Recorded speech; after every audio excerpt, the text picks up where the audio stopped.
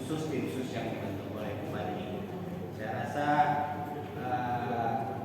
dasar dari pembentukan tim sus ini juga harus kita duduk bersama kembali, karena mengingat SK Bupati ini kan cuma 1 tahun. Apa urgensinya membentuk tim sus yang malah di luar itu saya dengar ada salah satu dari tim sus itu bisa mengintervensi dinas. Ada saya dengar dari PKK. Jadi